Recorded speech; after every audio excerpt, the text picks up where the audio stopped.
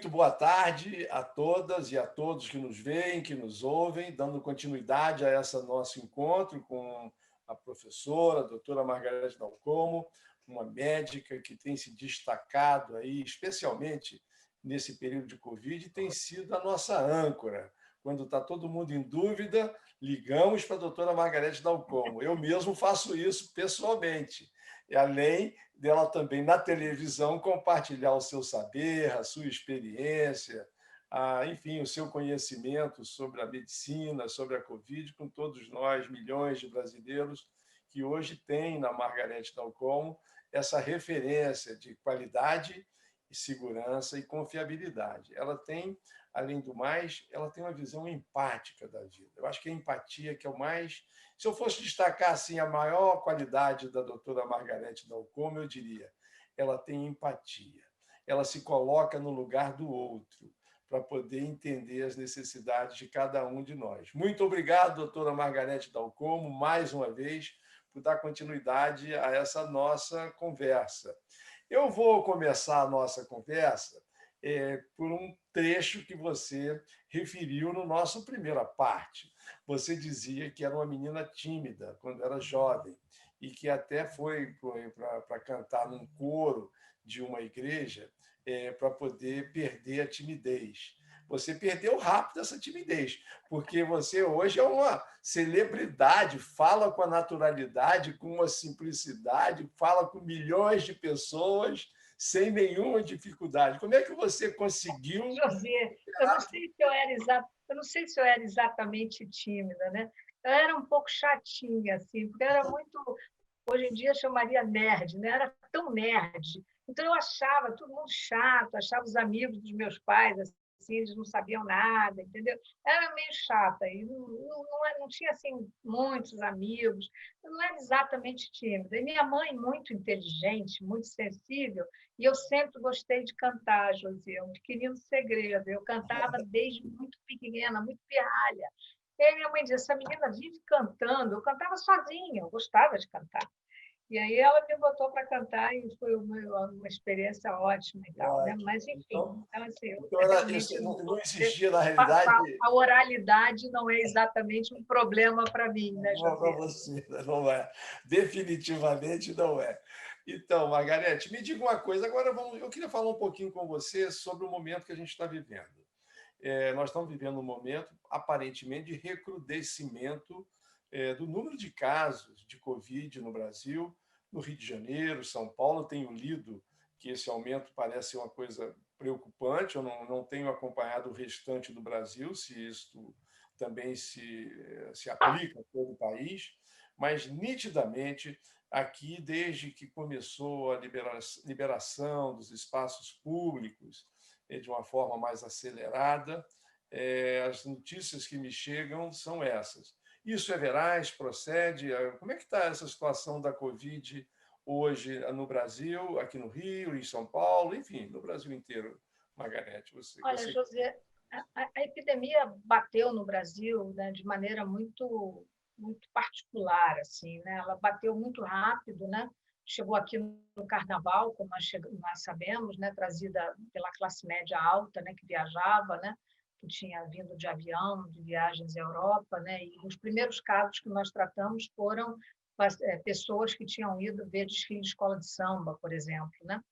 Então, assim, existe uma história em relação às epidemias, né, sobretudo as viroses respiratórias, Josia, que é muito característica, né, se você analisar ao longo dos últimos séculos, né, elas costumam desaparecer, né, como foi assim na gripe espanhola, né, aquela devastação, 3 ondas, né, a segunda mais letal do que a primeira, né, tudo que nós já sabemos da gripe espanhola, só ela já daria uma conversa entre nós, que é um assunto que eu adoro, né?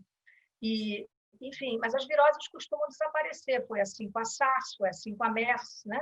Mas nenhuma foi tão pandêmica quanto essa. Então, era de se esperar, né, que essa epidemia fosse realmente bater muito pesado. E o Brasil, na verdade, você deve se lembrar, que das primeiras vezes que a gente conversou e eu me manifestei, eu disse, né, o Brasil tem duas armas para enfrentar essa epidemia. Tem o SUS, o nosso SUS entrando combalido, machucado, né, subfinanciado, tendo perdido um monte de gente de recursos humanos aqui no Rio, né? A devastação que foi o desmonte das clínicas da família, sobretudo em São Paulo entrou melhor, né? Porque a organização e a organicidade, digamos assim, de São Paulo, sem dúvida, é maior. Então, não era.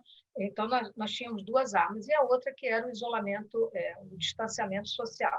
Essas eram as armas, não há dúvida, mas para isso precisaria que nós tivéssemos tido desde o início, Josi, e você é testemunha, nós já conversamos outras vezes, de ter tido um discurso harmônico desde o início.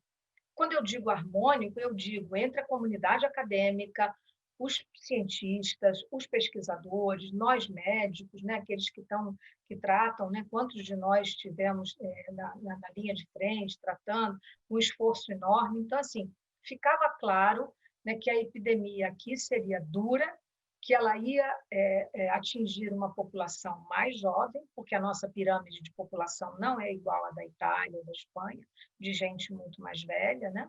E que ela ia se direcionar para as classes menos favorecidas, revelando a nossa obscena desigualdade social. Então, assim, não tinha vaticínio nenhum nisso, mérito zero em dizer isso, né? Apenas eu conheço o Brasil, do Oiapoque ao Chuí, literalmente, e a gente sabe o que é a desigualdade nesse país, acesso ao serviço de saúde. O que nós assistimos, né, José? Um discurso que nunca foi harmônico, né, entre o que nós dizíamos, né? Vou te dar um exemplo só do Rio de Janeiro, né? O Rio de Janeiro, eu fiz parte do comitê que assessorou o governo do Rio de Janeiro, nomeados todos nós pelo governador Witzel. Nós jamais fomos recebidos por ele, ao contrário do governo de São Paulo, né, que fala, nem que pese todas as diferenças, mas recebe os médicos, fala todos os dias em público, cercado dos cientistas, etc. Isso nunca aconteceu no Rio de Janeiro. Mas nós chegamos a nos reunir muitas vezes, elaboramos documentos, vimos que o pico epidêmico estava chegando, propusemos um lockdown mais vigoroso no Rio de Janeiro e jamais fomos ouvidos pelo governo do Rio de Janeiro. Essa é que é a verdade. E o resultado é isso que nós estamos vendo. Então, não era difícil para nós prevermos, depois de alguns meses, né, dos primeiros 6, 7 meses, que a epidemia não iria desaparecer como as anteriores. Ela ficaria, e já era previsível imaginar que esse vírus, o SARS-CoV-2, ele não vai desaparecer do planeta, ele vai ter uma certa endemicidade, ele vai viver entre nós por muito tempo. Infelizmente, todos nós sabemos, enfim, está aí a literatura ensinando isso para nós. Então, nós conseguimos, José, como era previsto, né, com acesso, diagnóstico um pouco mais precoce, uma curva de aprendizado enorme que todos nós tivemos, né, muito grande, muito intensa, né, uma heterogeneidade da epidemia enorme no Brasil, né, se você analisar estado por estado, como se deu a interiorização, como o Centro-Oeste, a epidemia chegou depois do Sudeste, por exemplo, né? Como o Sul é diferente, como ela bateu forte, de maneira muito dramática, no Norte, por exemplo, levando Manaus até aquela situação terrível que nós assistimos, né? Manaus enterrava 30 por dia, passou a enterrar 170, né? Eu dei aquela declaração que alguns se chocaram, né? Porque eu disse, eu não quero saber de número, eu acredito em cova aberta em cemitério. Isso que mostra o tamanho da epidemia, né? E, na época, me lembro que até o governador do Amazonas me ligou para conversar, para entender um pouco o que eu tinha dito. Eu disse, mas governador, eu lamento, mas é nisso que eu acredito. Isso que mostra que a situação está muito, muito grave, né? E, na verdade, o que nós vemos? Isso que eu estou chamando da grande heterogeneidade no Brasil, entendeu, José? Hoje, Manaus, praticamente sem nenhuma medida de lockdown, Manaus conseguiu conter a epidemia, e hoje a epidemia de novo volta, né? Manaus tem um risco real de ter segunda onda, né? E quando a gente fala isso, e muitos nos perguntam, imprensa, a gente tem que explicar, né, José? Nós não temos segunda onda ainda no Brasil, nós nem saímos da primeira ainda, né? Porém, né, o que nós consideramos segunda onda? É quando nós temos um recrudescimento que supera 50% do número de casos e 50% do número de mortes em relação à redução conseguida. Isso ainda não houve em nenhum local. Manaus tem risco de que possa eventualmente haver, né? Então, assim, O Brasil é um país diverso, a epidemia foi diversa aqui, ela não está controlada, né, Josi, de modo algum, né? Então, nós tememos que possa haver realmente um recrudescimento importante de casos. O que nós Agora, temos visto Margarete, hoje. o que você sugeriria, como grande estudiosa, que a gente pudesse fazer neste momento em que o número de casos tem recrudescido na cidade e no estado do Rio de Janeiro? Eu acho que mais na cidade até, alguma coisa que pudesse ser feito, algum tipo de ação, de comunicação, de governo. Eu sei que foram liberadas as coisas, eu não sei se retomar um ponto anterior, dar um passo atrás. Esse movimento é muito dinâmico, né? Não é uma coisa assim linear. Você tem que ir testando, a gente está aprendendo. O que você acha que A deveria ser? Europa, olha, José, os países europeus, da mesma maneira como nos ensinaram antes, estão nos ensinando agora, né? Eles abriram tudo, veio o verão europeu e a segunda onda agora é real, né? A situação na Europa é muito grave, muito grave. Nós temos falado com colegas, né? Eu falei há 2 dias atrás com uma colega em Brescia, na Itália, e ela me deu os números, né? A Itália, no auge do pico deles, em março, tinha 6 mil casos por dia, agora tem 22 mil por dia. Então, a segunda onda é pior do que a primeira, né? Não está matando, digamos assim, só pessoas muito idosas, ela realmente ela se distribuiu na população, então tem gente mais jovem ficando doente, que é um pouco o que está acontecendo aqui, Josi. As pessoas todas foram para a rua, né? E o que está acontecendo no Brasil é uma questão comportamental muito ligada, né? Eu acho a nossa cultura, né? A nossa cultura muito diversa e, de certa maneira, uma rebeldia que eu diria muito irresponsável também, né, José? A rebeldia ou uma certa anarquia, né? Se a gente quiser ser simpática, a gente até olha com simpatia, né? Enfim, entendendo isso. Agora, essa rebeldia é pouco inteligente, né? Porque esse monte de garoto indo para a rua sem máscara e se aglomerando é uma estupidez completa, porque essas pessoas não só vão ficar doentes, como vão levar a doença para casa para os mais velhos, não há dúvida. Não há dúvida. Então, por exemplo, nós hoje vivemos uma situação artificial, José. Por que as escolas não foram reabertas ainda? Né? Se está tudo aberto. Se contrariando, eu falei várias vezes, eu sou contra, eu me reuni com o pessoal de teatro, de cinema, várias vezes, e disse a eles, não abram. Eu sei que a situação está muito difícil para vocês, mas vocês têm dinheiro para testar todo mundo toda semana? E eles me disseram não. Então, como é que você pode abrir um estabelecimento, uma fábrica poderosa, um escritório poderoso, como a gente sabe que alguns estão fazendo? O que eles fazem? Igual estão fazendo os hospitais Covid-free ou os locais que nós frequentamos. Todo mundo é testado a cada vez que entra. Então, uma vez por semana faz teste. E teste não é teste porcaria de farmácia sorológico que não serve para rigorosamente nada, a não ser para os inquéritos sorológicos e epidemiológicos. Você sabe disso. José, teste é RT-PCR para o suave nasal, que é o único teste que faz diagnóstico de Covid-19. Então, quem tem dinheiro para fazer isso regularmente? Então, algumas escolas privadas, nós sabemos que estão fazendo, né? Além de usar protocolos, etc. Mas, novamente, José, a injustiça se coloca no Brasil. As escolas públicas estão todas fechadas. E nós sabemos que essa garotada, né, ela está cooptada por quem? Né? Ela está cooptada pelo abandono, pelo tráfico, né? Enfim, por tudo aquilo que um desalento e um abandono social vai gerar. Então, eu acho que, assim, nós, nesse momento, José, algum grau de retrocesso precisaria haver, né? Eu sei que está todo mundo cansado, todos nós estamos cansados, nossas famílias, né? Os que ficam em casa, né? Enfim, já se pode fazer algumas coisas, mas não dá para dar festa, né? Toda vez que alguém me pergunta, não posso marcar meu casamento? Eu falo, olha, não, eu acho que você não deve marcar seu casamento ainda. Não posso celebrar minhas bodas? Eu digo, não, não dá para celebrar bodas ainda. Você não vai deixar todo mundo de máscara, não vai. Né? Então, assim, não vai. Vai ter uma fila no banheiro, enfim, não tem jeito, né? Não dá para fazer isso ainda. Então, Casa sem festa. eu acho que, assim, questões, por exemplo, como os transportes coletivos, José, não tem solução, porque você precisaria ter organizado essa coisa do transporte coletivo de maneira rigorosa, e isso nunca houve aqui. Na verdade, nunca houve, né? Nós nunca conseguimos alcançar uma taxa de distanciamento social que chegasse ao ideal, muito longe dos 60% que seria o ideal. São Paulo chegou perto, com 58%, mas o Rio muito longe disso, né? Porque nós nunca conseguimos, assim, os governos nunca tiveram o mesmo discurso que nós, né? Se eu falei dezenas de vezes que isso era necessário, e a gente conhece um pouco de epidemia, né, José? Eu participei do grupo que assessorou o Ministério da Saúde na época da SARS, né? E agora também na época na gestão do ministro Mandetta, né?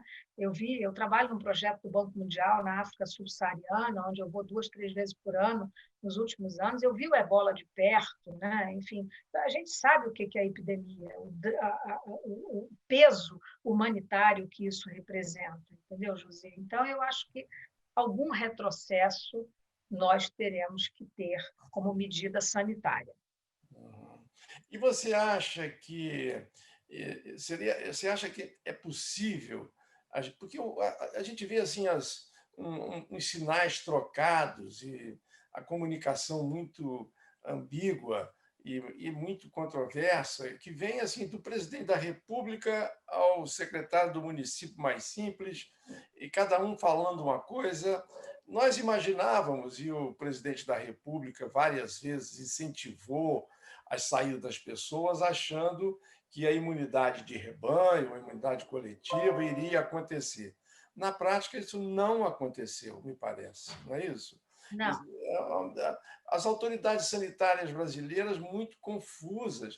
Como é que a gente consegue? Eu às vezes fico perplexo de ver que não existe uma voz única de comando de comunicação. isso prejudicou muito o Brasil, José, Isso muito, né? prejudicou demais, não Muito. é, Margareth? Prejudicou muito o Brasil, porque a gente às vezes se sente meio que falando no deserto, né? Mas nós continuaremos a falar e, assim, alguém nos ouve, né, José? Então, Ah, hoje, por exemplo, quando eu vejo as pessoas ingenuamente me perguntam, e devem perguntar a você também, a muitos médicos, né? Ah, a gente vai deixar então os planos para depois da vacina. Não parem as suas vidas esperando a vacina. Vamos nos comportar, a vacina vai demorar. Nós falamos isso muitas vezes, não tem como ter vacina em 2020, José. Nós estamos vendo isso de muito perto, né? Eu estou vendo, eu participei de perto de toda a elaboração, né, do plano, do plano de, digamos assim, de transferência de tecnologia da vacina Oxford AstraZeneca, enfim, a gente está vendo que não tem como. A vacina mais rápida que nós conhecemos levou 4 anos. Né? A vacina tem que ter um tempo, um recuo histórico, digamos assim, para você avaliar. Né? A gente está começando agora um novo estudo de fase 3, que você me perguntou há pouco, né? Com a vacina BCG, que é uma vacina muito interessante. De novo, a gente vai dizer, nós vamos vacinar só profissionais de saúde, vamos fazer uma análise interina depois de 6 meses, para ver o que aconteceu, quantos ficaram doentes no grupo placebo, um estudo de fase 3, contra placebo também, né? E quantos ficaram doentes, quantos deixaram de ficar, e essas pessoas podem, inclusive, né, quem usar BCG, já me perguntaram 1000 vezes isso, se pode participar de outro estudo de vacina, depois de 6 meses pode, né, se ainda tiver,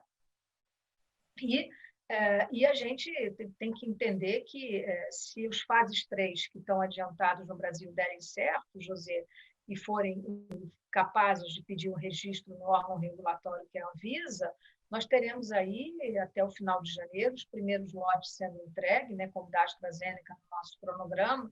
Nós vamos entregar as 30 primeiras milhões de doses ao governo brasileiro, e é possível que a população comece a ser vacinada na mesma época, mais ou menos, das campanhas da vacina da influenza, né?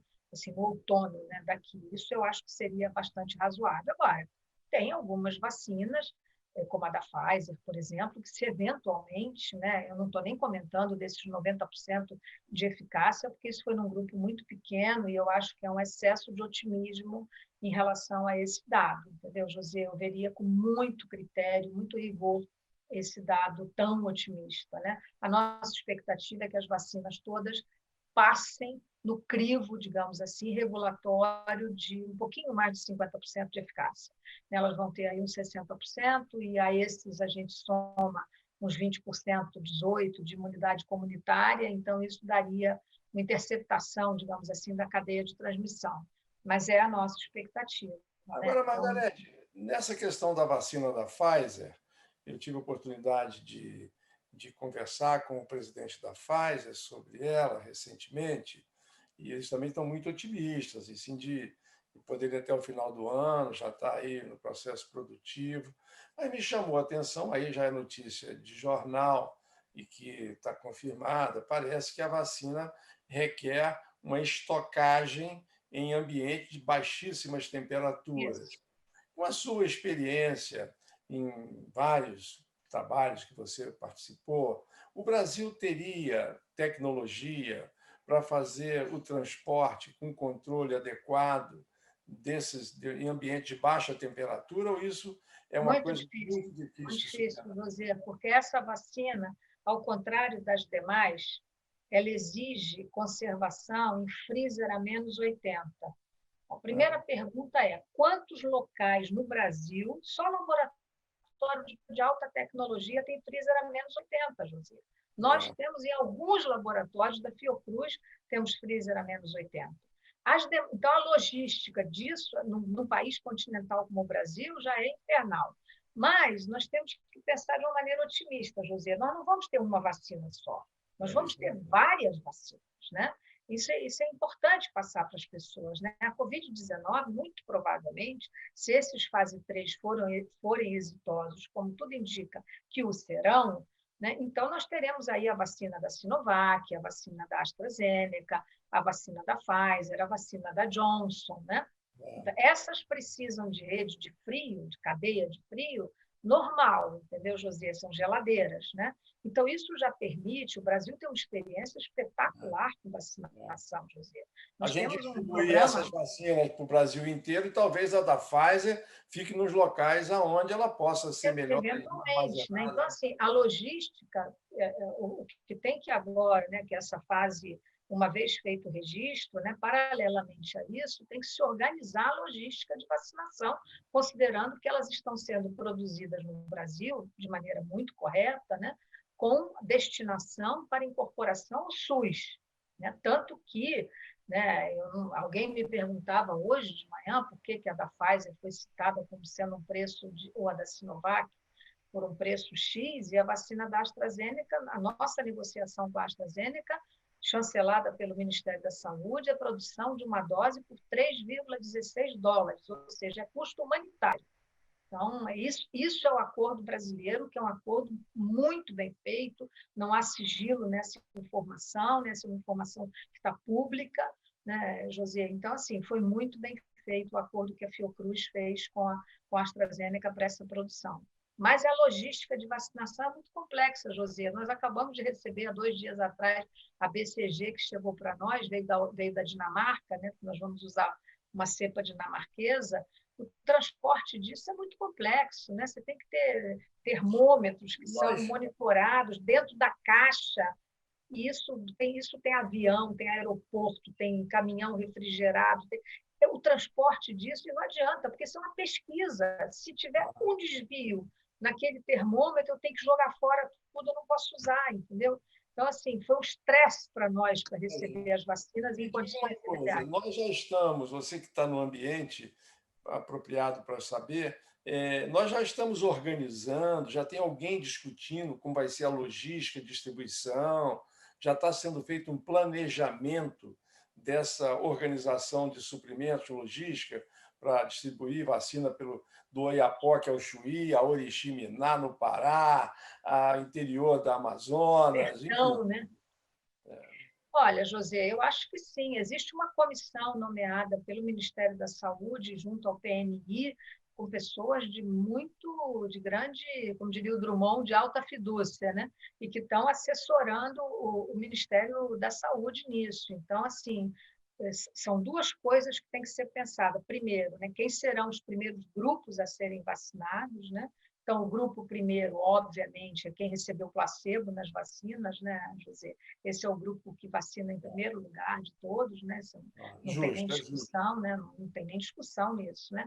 O segundo lugar são as pessoas mais idosas, né, que tenham doenças de imunidade, etc., e profissionais de saúde concomitantemente, né? Os profissionais de saúde têm que ser vacinados, porque estão trabalhando, estão na ativa, né? Depois, a meu juízo, né, provavelmente, né, os militares em áreas estratégicas, marinheiros, comandantes, comissários de bordo, todo mundo que leva a doença, né, que pode transportar a doença. Esses são grupos, a meu juízo, muito estratégicos para isso, né? E num país difícil, grande como o Brasil, José, a organização dessa logística vai ser bem complexa. Agora, nós temos uma experiência acumulada do PNI muito boa, né? No Brasil, as campanhas de vacinação no Brasil são altamente exitosas. Altamente né? elogiadas. Altamente. Se a gente teve essa desgraça de recrudescer o sarampo, José, isso deveu-se ao desserviço, né, de duas coisas. Né? Primeiro, né, essa que eu considero, né, assim, socialmente uma tragédia, que são esses movimentos anti-vacina, que no Brasil ainda não são tão representativos, né? E o desmonte dos serviços do SUS, que fizeram com que as pessoas não tivessem acesso às vacinas, sendo que o nosso SUS tem 26 vacinas incorporadas no seu calendário, que é uma coisa espetacular. Então... Margarete, agora já caminhando para o nosso final aqui da nossa conversa, eu tenho uma curiosidade que eu queria que você compartilhasse conosco. Você é uma pesquisadora que trabalhou e vai com frequência à África subsaariana, acompanhar lá os processos epidêmicos e tal. Me diga uma coisa, e na África, por que a gente não vê notícia da Covid com a mesma intensidade? Por falta de informação adequada ou a doença lá tem um comportamento distinto do habitual? A doença lá tem um comportamento distinto, José, por razões que nós não sabemos explicar completamente. Né? Deve haver algumas questões de natureza étnica, né, que nós não sabemos explicar, né, ou, quer dizer, a distribuição daquelas populações, assim, mas é muito curioso que na África as coisas ou ainda vão acontecer, como na Índia, por exemplo, né, José, que eu não tenho dúvida que a Índia, tendo relaxado o lockdown agora, naquela população de mais de 1 bilhão de pessoas, será devastadora a epidemia lá. Não tenho dúvida disso. Né? E na África, até agora, não é isso que nós estamos vendo. Né? Mesmo nos países da África subsaariana, onde, inclusive, coberturas vacinais de outras vacinas são muito mais baixas do que o Brasil, né? Onde a incidência de outras doenças é enorme, né? Como as doenças respiratórias ligadas à mineração, que é o que eu trabalho, muita HIV, muita AIDS, muita tuberculose, né? Porque a África tem uma incidência de tuberculose, sobretudo a África subsaariana, é enorme, né? Então, assim, nós não sabemos responder, José, por que razão. Quer dizer, eu, particularmente, não sei. Né? Eu sei que tem muita gente pensando nisso, escrevendo sobre isso. Né? E aqui no Brasil, a doença incidiu mais em brancos ou em negros? Teve alguma diferença substantiva que pudesse... Não, eu acho até onde eu saiba, José, tanto pelas doenças quanto pelos inquéritos sorológicos, né, o que nós vimos é que houve alguns grupos étnicos, por exemplo, né, os grupos de indígenas, né, foi muito maior, pelos inquéritos sorológicos, eles foram muito mais duramente atingidos, né, tanto indígena urbano quanto indígena aldeado, né, Norte, pelos inquéritos feitos pela Universidade de Pelotas. Eu tive a oportunidade de assistir o César Vítora explicando isso. Né? Então, houve alguns grupos que realmente foram mais duramente atingidos. E aqui entre nós não houve o que houve nos Estados Unidos, né, José? Porque quando eu falo Estados Unidos é porque a nossa epidemia, do ponto de vista demográfico, de idade, sobretudo, é mais semelhante à situação de Nova York do que a dos países europeus. Né? Então, assim, em Nova York, por exemplo, 40% das mortes foram em negros e pobres. Né? Então, foi isso. Né? Em Nova York foi assim, porque lá não tem SUS. Né? José, a gente tem que pensar isso, né? Por isso que eu disse, volto a dizer, 9 meses depois, nós estamos aqui parindo uma informação, né? Nessa gestação terrível que a gente está vivendo. Né? O SUS é a resposta. Em Nova York não tem SUS, aí morreu pobre e preto. Né? É isso. E aqui não, aqui provavelmente deve ter um corte social, eu diria, José, e econômico na mortalidade. Né? A mortalidade dos hospitais de campanha, por exemplo, foi algo absolutamente inaceitável, exceto, justiça seja feita, os hospitais de campanha coordenados e monitorados e administrados pela rede privada, como foi aqui no Rio da Rede Dó, onde a mortalidade nos hospitais de campanha foi igual à da rede suplementar. Agora, na rede pública, esses hospitais de campanha, essa história trágica que nós sabemos, desnecessária, José, porque nós nem precisaríamos disso, com a quantidade de leitos próprios que nós temos, que poderiam ter sido ativados, né, foi uma coisa que só serviu para alimentar a corrupção. Sem dúvida. Então, assim, doutora Margarete Dalcomo, foi um prazer gigantesco poder conversar com você nesses minutos, mas eu queria que você encerrasse com uma palavra de esperança para nossos ouvintes, os nossos espectadores e para a população brasileira em geral, porque você é uma pessoa cuja voz tem muita importância e muita relevância para todos nós. Que esperança você nos dá de uma saúde melhor e dessa Covid com relação ao nosso futuro próximo, o nosso amanhã? Qual é o seu olhar mais otimista e esperançoso? Eu sou otimista, José. Eu acredito nas pessoas. Né? Eu acho que essa epidemia mostrou 2 coisas definitivas para o Brasil. Né? A sociedade civil reconhece que tem uma ciência brasileira. Nós ficamos mais próximos das pessoas. Né? Então, hoje há esse reconhecimento. Desculpa. Então, portanto, eu pediria, né? Confie em nós. E, segundo, nós criamos um novo voluntariado, né, José? Que é uma coisa completamente nova no Brasil, pelo menos na minha geração. A iniciativa privada, com essa enorme concentração de renda que nós temos no Brasil, mostrou que pode, deve e merece comparecer. Então, eu vejo de maneira otimista que nós podemos continuar nesses 2 veios, sabe? Desculpa, nos humanizar frente à sociedade civil e criar uma cultura do novo voluntariado, diminuindo um pouco essa distância enorme entre quem tem e quem não tem no Brasil, que nos constrange e nos incomoda muito, José. Muito obrigada. Foi uma conversa deliciosa, conversar com você. Eu me sinto em casa. Só faltou a gente tomar um drink. Maravilha, mas não voltará a oportunidade em breve, e se Deus quiser, e Ele há de querer. Um beijo, Margarete Dalcomo. Muito obrigado a todos que nos ouvem, que nos veem. Até a próxima edição do Fish Talks.